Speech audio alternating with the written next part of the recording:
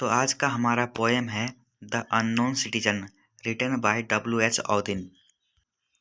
ये पोएम 1939 में लिखा गया था। इस पोएम का थीम है सर्वेलेंस बाय गवर्नमेंट।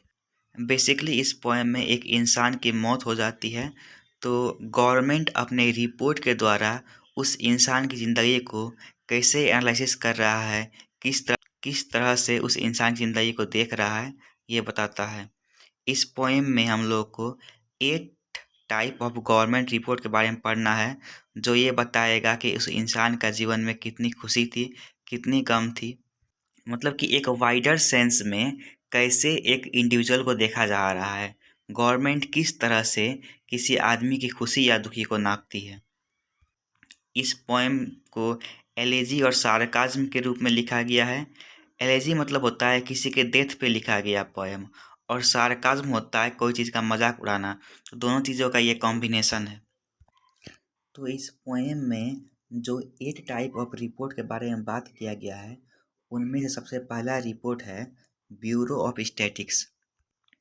ये रिपोर्ट एक्सप्लेन करता है कि जो इंसान का डेथ हुआ है उसके खिलाफ कोई भी पुलिस कंप्लेन, मतलब कि उस इंसान का कोई क्रिमिनल रिकॉर्ड नहीं था। सेकंड है रिपोर्ट ऑन हिज कंडक्ट। ये रिपोर्ट ये बताता है कि वो इंसान बहुत ही सोशल था, बहुत ही काइंड था। उसे मॉडर्न सेंस में एक संत भी कहा जा सकता है। थर्ड रिपोर्ट है यूनियन रिपोर्ट। ये स्टेट करता है ये रिपोर्ट कि उसने अपनी सारी कर्जे चुका दिए थे, उसके ऊपर कोई कर्जा नहीं था। नेक्स्ट रिपोर्ट है हेल्थ कार्ड रिपोर्ट। ये रिपोर्ट ये बताता है कि वो इंसान जब हॉस्पिटल गया तो वहाँ से ठीक होके निकला, मतलब कि उसका हेल्थ भी ठीक था। अगला रिपोर्ट है producers and research and high grade living.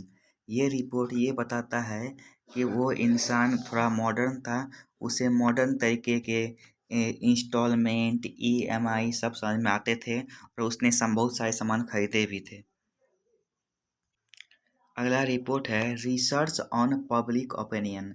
This report says that कि वो इंसान जब चारों तरफ पीस था तो वो पीस में बना रहा, अपना काम किया, और देश पे संकट आया, वार आया तो वो वार पे भी लड़ने के लिए गया था।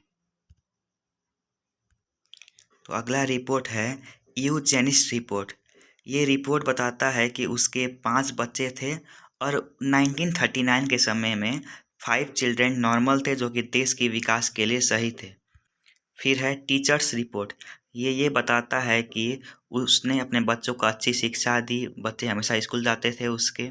मतलब कि इस रिपोर्ट के माध्यम से गवर्नमेंट ये कहना चाह रही है कि उस इंसान के जीवन अच्छा था, बेहतर था। लेकिन लास्ट में ये क्वेश्चन छोड़ के जाती है, क्या सच में ये रिपोर्ट इनफ है किसी इंसान के जीवन को समझने के लिए? Is this all report enough to understand the life and living condition of a man? तो friends, let's begin this poem with line by line explanation. इस पोएम की शुरुआत एक नंबर से होती है जो एक मार्बल मॉन्यूमेंट पर लिखी हुई है। ये मार्बल मॉन्यूमेंट उस आदमी की कब्र पर बनाया गया है गवर्नमेंट के द्वारा। इसका नंबर है JS07M378। कहीं ना कहीं किसी आदमी को एक नंबर के रूप में दिखाना ये दर्शाता है कि गवर्नमेंट किस तरह से एक इंसान को, एक नॉर्मल ह्यूमन बींग को ऑब्जेक्ट या नंबर के रूप में देखती है। Next line, he was found by the Bureau of Statistics to be one against whom there was no official complaint। यहाँ पर लिखा हुआ है ब्यूरो ऑफ स्टैटिक्स। मैंने इसके बारे में पहले एक्सप्लेन कर दिया है कि ये एक टाइप से पुलिस या क्रिमिनल रिकॉर्ड हिस्ट्री है। तो यहाँ लिखता है he was found by the Bureau of Statistics to be one against whom there was no official complaint। मतलब उस इंसान के खिलाफ कोई भी पुलिस कंप्लेन या क्रिमिनल रिकॉर्ड नहीं था। मतलब कि वो एक नॉर्मल इंसान था, जैसा किसी इंसान को होना चाहिए। And all the report on his conduct agree that in the modern sense of an old fashioned word he was a saint. मतलब कि all the report on his conduct, मतलब कि उसके व्यवहार पर जो भी रिपोर्ट थे उसे ये समझ में आता है कि वो इंसान एक संत की तरह था। यहाँ लिखा हुआ है इन the modern sense of an old fashioned word, मतलब कि पुराना शब्द जो है ये संत, उस संत को अभी के रूप में कहा जाए तो वो उस इंसान के लिए कहा जा सकता है। For in everything he did, he served the greater community, except for the war, till the day he retired. यहाँ लिखा हुआ है फॉर इन एवरीथिंग, उसने हर एक काम जो किए वो अपने समाज की सेवा के लिए किए, the greater community, except for the war till the day he retired, और समाज के लिए वो काम करता गया, लेकिन यहाँ लिखा हुआ एक्सेप्ट फॉर द वार, लेकिन जब वार आई तो वो वार पे भी लड़ने गया, और जब वार नहीं थी तब वो शांति से अपना वर्क करता गया जो उसका काम था। अब नेक्स्ट लाइन में ये एक्सप्लेन करता है कि उसका काम क्या था। He worked in a factory and never got fired but satisfied his employers. वह इंसान एक फैक्ट्री में काम करता था और वो कभी फायर नहीं हुआ, मतलब कि वो अच्छे से काम करता था, उसके खिलाफ कोई भी कंप्लेन नहीं थे। बट सेटिस्फाइड हिज एम्प्लॉयर्स, मतलब कि अपने मालिक को या अपने जो सीनियर थे उनको सेटिस्फाई किया। यहाँ पर इस फैक्ट्री का नाम दिया हुआ है फज मोटर्स INC डॉट, मतलब कि ये कंपनी का नाम है जहाँ यह इंसान काम करता था। नॉर्मली ये एक नॉर्मल इंसान की स्टोरी दी हुई है कि कैसे एक इंसान ने नॉर्मल सा काम किया, फिर मर गया, और गवर्नमेंट उस इंसान को किस तरह से देखती है, गवर्नमेंट का पर्सपेक्टिव क्या है उस इंसान की तरफ। अगला लाइन है yet he was not a scab or odd in his view, मतलब कि एक नॉर्मल सा इंसान था और उसके कुछ अलग विचार नहीं थे। स्केप मतलब होता है नीच विचार या नीच व्यक्ति, तो उसके कोई नीच व्यू नहीं थे, कोई ऑड या अजीब व्यू नहीं थे, उसके एक सामान्य सा व्यू था, सामान्य सा पॉइंट ऑफ व्यू था। नेक्स्ट लाइन है for his union reports that he paid his due.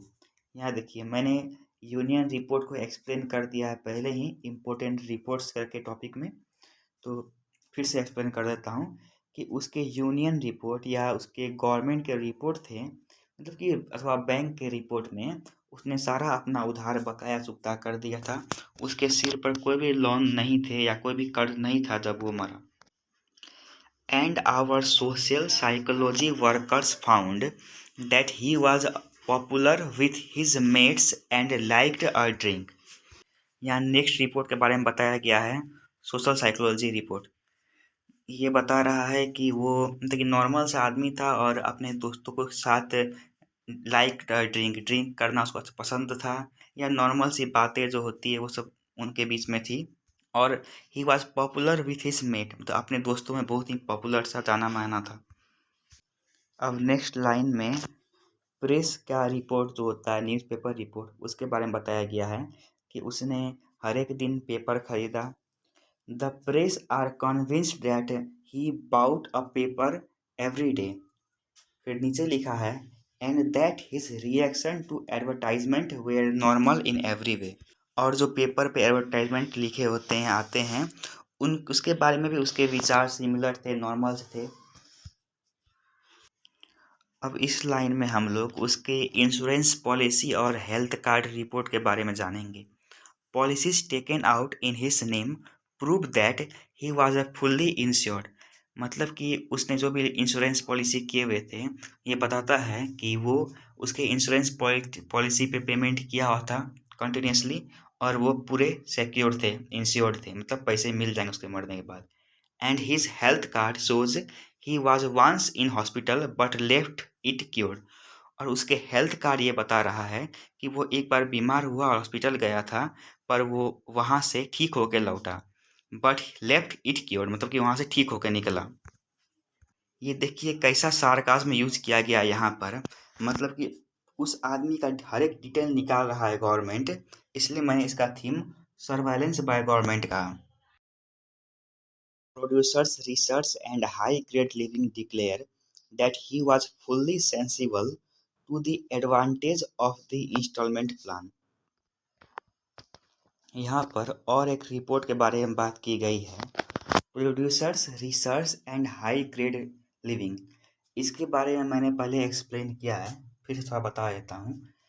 ये बेसिकली क्या है कि ये बताता है कि उस इंसान ने क्या क्या चीज़ें खरीदी, उसकी खरीद सब कैसी थी, और क्या कहता है high grade living declare he was fully sensible to the advantage of instalment plan. मतलब कि उसे पता था ईएमआई के बारे में, लोन सब के बारे में, इंस्टॉलमेंट प्लान के बारे में। इन सिंपल वर्ड्स मतलब वो एक मॉडर्न इंसान था, उसे हर चीज़ के बारे में जानकारी थी जो एक मॉडर्न इंसान को होनी चाहिए। आगे लिखा हुआ है and had everything necessary to the modern man, a phonograph, a radio, a car and a fridge. मतलब कि जो एक मॉडर्न आदमी के पास होती है, मोबाइल, रेडियो, कार, ये सब चीज़ें उसके पास थी। Our research into public opinion are content that he held the power opinions for the time of year. When there was peace, he was for peace. When there was war, he went. मतलब कि यहाँ public opinion report के बारे में बता रहा है कि पब्लिक का क्या ओपिनियन था उस इंसान के बारे में। तो यहाँ पर लिखा हुआ है कि जब देश में संकट था, वार था, तब वो वार में लड़ने के लिए गया, देश को बचाने के लिए, और जब शांति था तो वो शांति में रहा। When there was peace, he was for peace. When there was war, he went. आगे लिखता है he was married and added 5 children to the population. वो एक शादीशुदा व्यक्ति था। आगे लिखा है added 5 children to the population। ये बड़ा सार्कास्टिक रूप में लिखा गया है कि उसने उसने एक क्या कहते हैं पॉपुलेशन में 5 बच्चों की मदद की, मतलब 5 बच्चों को ऐड किया। मतलब कहीं ना कहीं गवर्नमेंट उन बच्चे पैदा करने को भी एक कंट्रीब्यूशन के रूप में देख रही है अपने पॉपुलेशन के लिए। और जो लिखा हुआ है एडेड 5 चिल्ड्रेन, मतलब कि उस समय के यूजेनिस्ट के हिसाब से 5 बच्चे नॉर्मल थे, उतने होने चाहिए थे लोगों को। यहाँ वर्ड लिखा हुआ है यूजेनिस्ट, इसका मतलब होता है ये एक ऐसा इंसान है जो सर्वे करता है कि किसी पर्टिकुलर टाइम के लिए कितने बच्चे होने चाहिए किसी इंसान को, तो ये पॉपुलेशन कंट्रोल या इंक्रीज कैसे करना चाहिए ये बताता है ये इंसान। नेक्स्ट है and our teachers reports that he never interfered with their children education। मैंने चिल्ड्रेन बोल दिया, बस एजुकेशन है। was he free, was he happy, the question is absurd। यहाँ लिखा हुआ है कि टीचर्स रिपोर्ट, जो मैंने बता चुका है पहले भी, ये बता रहा है कि उसने कभी भी अपने चिल्ड्रेन के एजुकेशन से कोई समझौता नहीं किया, उन्हें स्कूल भेजा डेली। लास्ट में ये बड़ा सार्कास्टिक क्वेश्चन छोड़ के जा रहा है ये पोएम। अभी हमने जो भी पढ़ा वो एक गवर्नमेंट रिपोर्ट थी कि गवर्नमेंट ने किस तरह उस इंसान को समझा, लेकिन अगली लाइन कह रही है जो कि मोस्ट इम्पोर्टेंट लाइन है इस पोएम की, was he free, was he happy, the question is absurd.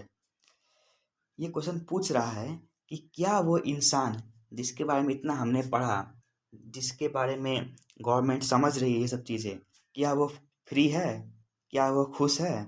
तो फिर रिप्लाई में लिखा हुआ है कि दिस क्वेश्चन इज अब्सर्ड, ये तो इलॉजिकल क्वेश्चन है।